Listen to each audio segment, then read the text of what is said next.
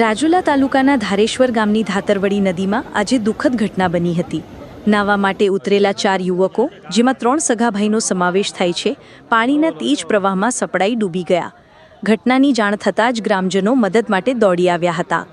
મામલતદાર અને પોલીસ તાત્કાલિક ઘટના સ્થળે પહોંચી ગયા છે અને યુવકોની શોધખોળ શરૂ કરવામાં આવી છે. બોટની મદદ માટે કોસ્ટગાર્ડને પણ જાણ કરવામાં આવી છે. રાજુલા જાફરાબાદના ધારાસભ્ય હીરા સોલંકી પણ સ્થળ પર પહોંચ્યા હતા. તેમણે પોતે જ શર્ટ ગુતારી નદીના ઘસમસતા પ્રવાહમાં ઉતરી રેસ્ક્યુ કામગીરીમાં જોડાયા. હીરા સોલંકીએ જણાવ્યું કે 3 સગાભાઈ સહિત 4 યુવકો ડૂબ્યા હોવાની માહિતી મળી છે. તરવૈયાની ટીમ પહોંચી ગઈ છે અને અમે આશા રાખીએ છીએ કે બધા યુવકો સહી સલામત મળી રહે.